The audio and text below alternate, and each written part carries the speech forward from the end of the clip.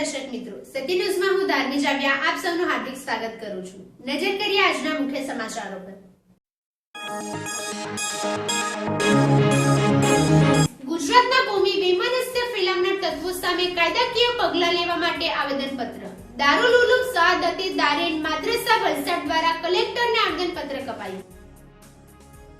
વલસાડ નગરપાલિકાના મોગરાવાડી ખાતે સેવા સેતુ કાર્યક્રમ યોજાયો। हिंगराज गामे थયેલ हाफ मर्डर केसनी तपास मुद्दे डीएसपी ने कराई रजूआत। फरियादीना परिवारो भेगा मळी डीएसपी सामे करी न्यायनी मांग। वलसाड तिथल रोडना एक सोसायटीનું કોમન ટોયલેટ બંધ કરાતા દુકાનદારોએ કર્યો વિરોધ। જાગૃત વેપારીઓ ભેગા મળી ટોયલેટ બહાર તાણી બંધાયેલ દીવાલ તોડી પાડી।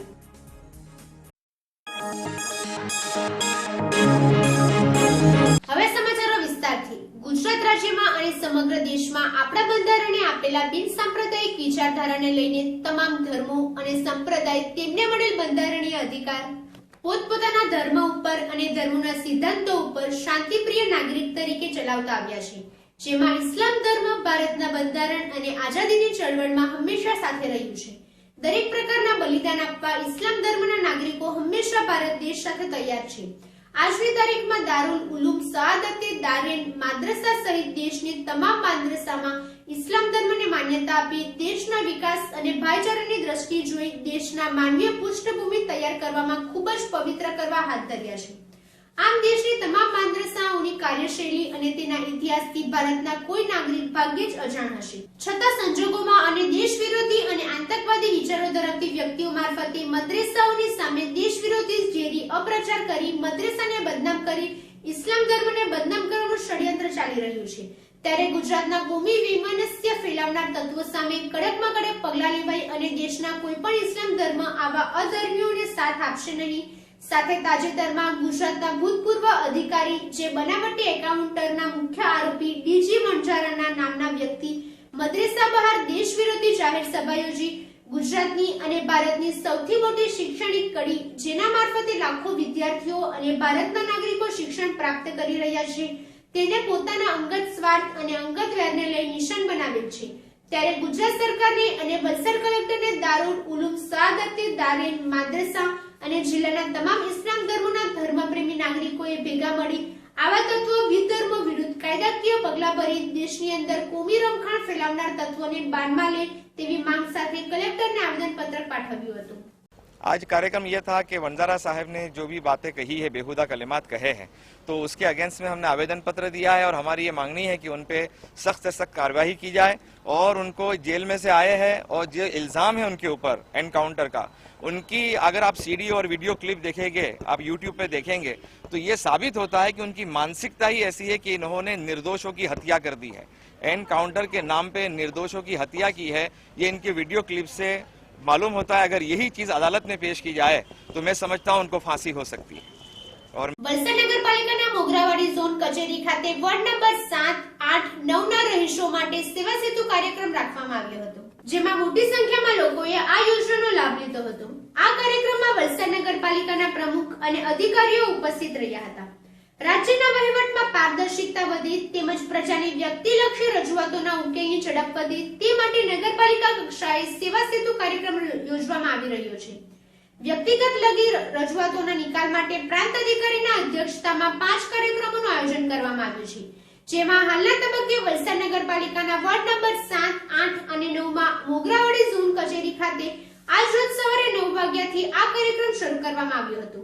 આ કાર્યક્રમમાં વ્યક્તિલક્ષી રજૂઆતોનો સ્થળ પર હકારાત્મક નિકાલ થાય તે માટેનું આયોજન કરવામાં આવ્યું હતું।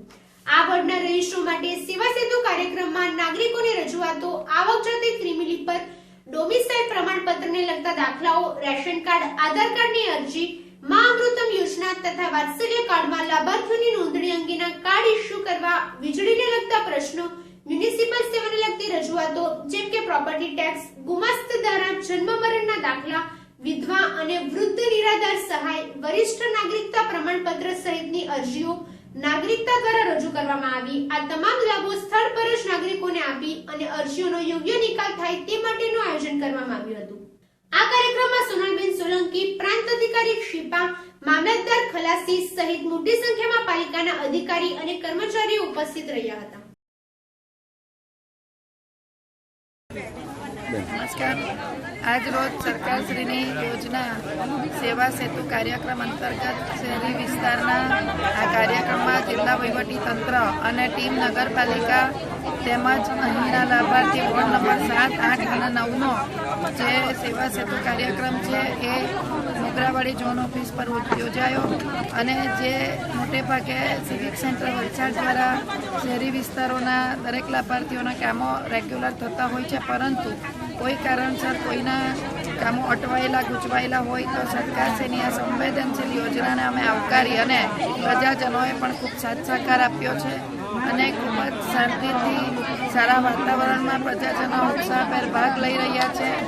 આ જ રીતે આનાથી શું ફાયદો થશે લોકોને? આનાથી ફાયદો એ થશે કે નાની એવી ભૂલના લીધે જ્યારે પબ્લિક અટવાતું હોય છે તો આ સેવા સેતુના માધ્યમથી અધિકારી પદાધિકારી સીધા પબ્લિકની સેવામાં જાય છે અને ત્યાં જગ્યા પર સ્થળ પર જ એ અરજીઓનો નિકાલ થતો હોય છે.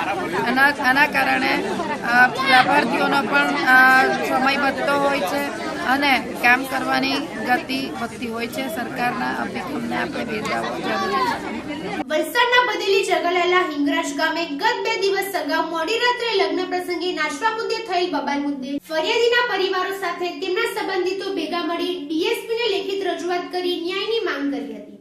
પ્રાપ્ત થતી વિગતો અનુસાર વલસાડના બદેલી જગલાલા હિંગરાજ ગામે ગત તારીખ 3 ડિસેમ્બરના મોડી રાત્રિના 12:45 કલાકે બદેલીના ખૂટામોરા મુકામે લગ્ન પ્રસંગે નાચવા બાબતે થયેલ તકરાર એક જ પરિવારના સાડુભાઈ આરોપી હરેશભાઈ બાબુભાઈ ટંડેલ દ્વારા જીતેન્દ્ર ટંડેલના છાતીના ભાગે નાનું ચપ્પુ મારી ગંભીર રીતે ઘાયલ કરી બાદમાં તેમની પત્ની વૈશાલીબેન જીતેન્દ્ર ટંડેલને માર મારી તેમના પરિવારના બાકીના સભ્યોને જાનથી મારી નાખવાની ધમકી આપી ભાગી છૂટ્યો હતો.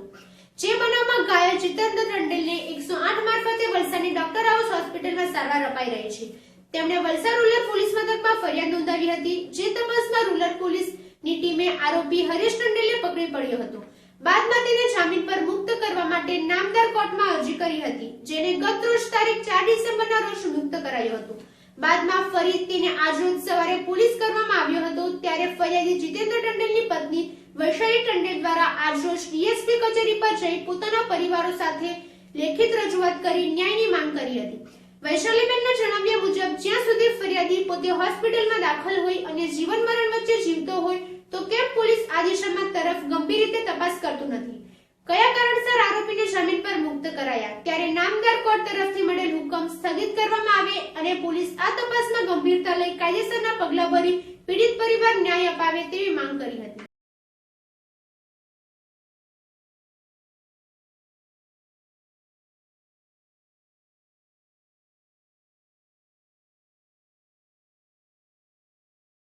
પછી બે ત્રણ કલાક એને સમજાવ્યો. આમ કરીને પછી આ થોડે દૂર ગયા પછી ચપ્પુ લઈને શર્ટ ઉકાળીને આમ તેમ ફરતો હતો. તો મારા ઘરવાળા છે એને સમજાવીને કોઈક જગ્યાએ નીકળી ગયા હશે તે પાછો એ રિટર્ન આવ્યો. ત્યારે હું મારી ઘરે બેઠેલો હતો મારી બેનને લઈને. તો પાછો આવ્યો ને એની વાઈફને પાછો મારવા માંડી ગયો. તો એક થાપટે મારી, પછી બીજો માર્યો એટલે મેં એને પકડીને નીચે બેહાડી દીધો. ત્યાર પછી ત્યાંથી પાછો મારા ઘરવાળાને પાછો મેં બોલાવ્યો ને પાછળ એક ભાઈ હતો બીટેના હાથે, એનું નામ સતીશ છે. એ ભાઈ બી એને સમજાવ્યો, મારા ઘરવાળા બી સમજાવે. પછી ત્યાંથી પાછો એ ઝઘડો કરીને આમ તેમ લવાડા કરીને નીકળી ગયો. પછી 2 કલાક પછી પાછો આવ્યો. ત્યારે હું મેરેજમાં મંડપ મારા છોકરીના ઘરે બેઠેલા હતા ને પછી ટાઈમ થઈ ગયો એટલે હું પણ ઘરે નીકળવા તૈયાર હતી. તો એ પાછળથી ડૉક્ટર આવ્યો ને એને વાઈફનો હાથ ખેંચી લીધો ને કહી કે તું ઘરે આવ. તો હું કીધું કે તું હમણાં ના આવ, સવારે આવશે ને એને લઈ જજે શાંતિથી, હમણાં લઈ જાય તારે મારામાં થઈ જશે. તો એ કે મારો ઘરવાળાને એમ કે તમે નીકળી જાવ, એમ તમારું કંઈ કામ નથી. તો હું કીધું આનું કંઈ કામ નથી, મારું તો કામ છે ને, મારી એ બેન છે એટલે મને લાગે છે. એટલે મેં કીધું એને તમે હમણાં જાઓ ને સવારે આવજે ને સવારે શાંતિથી લઈ જજે. તો એ મને પાછો ગાળો દેવા માંડી ગયો. એટલે મેં બે એને 2 થાપટ મારી ને મારા ઘરવાથી બી રહેવાયું નહીં. એ બેને ઉચકીને ખેંચી લઈ ગયો. પછી મારામાં ચાલુ થઈ ગઈ. પછી મારામાં ચાલુ થઈ એટલે ગામવાળા બધા આવી ગયો ને છૂટો પાડ્યો. પછી હું બેઠી ખુરશી પર, તો એ ત્યાં દૂરથી બોલતો હતો કે હું મારી રાખીશ ને આમ. તો મેં કીધું ત્યાંથી હું બોલી તમે સવારના મળજે ને સવારના તારું કામ છે. તો એ ચપ્પુ કાઢ્યું ને દોડતો આખું મારા પર આવ્યો. મારા પર દોડતા મારા ઘરવાળા એને ખેંચીને લઈ ગયો. ત્યારે પહેલા જે ઘા કરેલો એ શર્ટ પર કરેલો, તો શર્ટ જ ફાટેલું છે. પછી પાછો એ પકડીને એને પોયરા લોકો ઘેર લઈ ગયા, એટલે પાછો એ જરા છૂટા પડ્યા એટલે પાછો ઘા માર્યો. એટલે 3 વાર એટેક કરેલું છે એમને. પછી ધમકી આપ્યો કે મારી નાખીશ ને આમ ને તેમ. કેસ બી લખાવેલો. તો એ લોકો કીધું કે અમે કરીશું. પછી આખો દિવસમાં કઈ રિપોર્ટ નહીં આવ્યો. સાંજે ખબર પડી કે એક જગ્યાએ એ માણસ ગયેલો છે. ત્યારે અમે ફોન કર્યા પોલીસવાળાને કે એ જગ્યાએ છે કે તમે આવો. પોલીસવાળા બી આખો દિવસ એને શોધવાની કોશિશ કરી કે ના કરી ખબર નથી. એમ શોધવામાં મદદ બી અમે જ કરેલી પોલીસવાળાને. પછી એ લોકો પકડી લઈ ગયા ને એક દિવસ રાખ્યો એને છોડી દીધા. છોડવાનું કારણ બી શું છે અમને બી કંઈ નહીં ખબર. ગામ આખું સાથે છે તે છતાં એને જામીન કોણ આપેલ, છોડાય કોણ લઈ ગયો એને, એ પણ અમને શક છે. તો કોઈ તો એને સાથમાં હશે તે બી અમારે જાણવું છે તે કોણ છે. અને અમને પોલીસવાળા પર પણ શંકા છે. પ્રધાનમંત્રીના સ્વપ્ન એક ભારત શ્રેષ્ઠ ભારતને સાકાર બનાવવાના સ્વપ્નને ધ્યાનમાં લઈ દેશના પીએમ નરેન્દ્ર મોદીજીની સ્વચ્છતા મુદ્દે દેશભરમાં જાગૃતિ ફેલાવી ઘર ઘર ટોયલેટ બનાવવા રાત દિવસ મહેનત કરી રહ્યા છે. ત્યારે વલસાડ શહેરમાં ટોયલેટ મુદ્દે અમુક સોસાયટીના રહીશો જાણે પોતાના બાપનું બાંધકામ હોય તેમ જાહેર ટોયલેટોને સીલ મારી પછી તેના બહાર ગેરકાયદેસર રીતે દીવાલ તાણી બાંધી કાયદાનું ઉલ્લંઘન કરતા હોય છે. ત્યારે વલસાડના તિથલ રોડ નજીક એક બિલ્ડિંગના કોમન ટોયલેટમાં સોસાયટીના સેક્રેટરી અને રહીશો દ્વારા ટોયલેટને સીલ મારતા જાગૃત દુકાનદારો ભેગા મળી પોતાનો પ્રકોપ દેખાડી દીધો હતો. પ્રાપ્ત થતી વિગત અનુસાર વલસાડના તિથલ રોડ નજીક આવેલ સિદ્ધિવિનાયક કોમ્પ્લેક્સના એવેન્યુ બિલ્ડિંગ નીચે આવેલ 2 જેટલા જાહેર ટોયલેટનો ઉપયોગ સોસાયટી નીચે આવેલ 30 થી વધુ નાના મોટા દુકાનદારો, ઓફિસો, બેંકો કરતા હોય છે અને તમામ દુકાનદારો સ્વચ્છતા મુદ્દે જાગૃત રહી બંને ટોયલેટો સ્વચ્છ રાખતા હોય છે. પરંતુ આજ રોજ એવેન્યુ બિલ્ડિંગ અને તેની બાજુમાં આવેલ હાઈટેક્સ નામની બિલ્ડિંગના નીચે કોમન પ્લોટમાં આવેલ 2 જેટલા ટોયલેટ બહાર સોસાયટીના સેક્રેટરી અને એવેન્યુ બિલ્ડિંગના રહીશો દ્વારા ગેરકાયદેસર રીતે ખોટી દાદાગીરી કરી બંને ટોયલેટોને તાળા મારી બાદમાં પાકી દીવાલ તાણી બંધાતા તમામ દુકાનદારો સામે વિવાદ સર્જાયો હતો. બાદમાં સવારના 11 કલાકે તમામ દુકાનોના માલિકો ભેગા મળી બંને ટોયલેટો બહાર તાણી બંધાયેલ પાકી દીવાલને તોડી પાડવામાં આવી હતી અને બાદમાં સોસાયટીના એન્ટ્રન્સ પાર્કિંગ ગેટ પર તાળું મારેલ હોય જે તાળાને પણ તોડી નાખવામાં આવ્યું હતું. ત્યારે સોસાયટીના જાગૃત તમામ દુકાનદારો સહિત ઓફિસો અને બેંક કર્મચારીના જણાવ્યા મુજબ ખરેખર તો આ બિલ્ડિંગ સેક્રેટરીની દાદાગીરી છે જે હવે ચલાવી લેવામાં આવશે નહીં. મોટાભાગના તમામ વેપારીઓ પોતાનું મેન્ટેનન્સ આપતા હોય છે, પછી આવી દાદાગીરી ચલાવી ન લેવાય અને જો ફરી વખત આવી કોઈ ઘટના બને તો ગાંધી ચિંધ્યા માર્ગે આંદોલન કરવાની ચીમકી આપી હતી.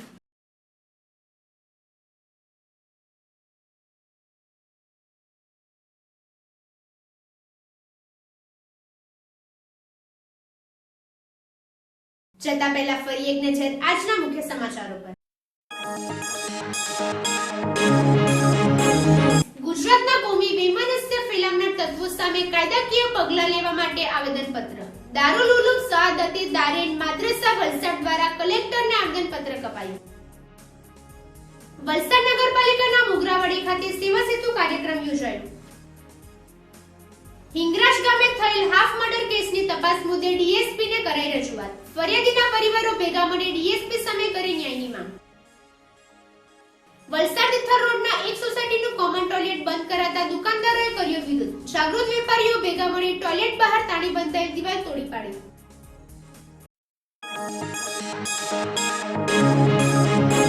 તો આ હતા આજના સિટી ન્યૂઝના સમાચારો. વધુ સમાચારો સાથે ફરીથી મળીશું. ત્યાં સુધી રજા આપશો. નમસ્કાર.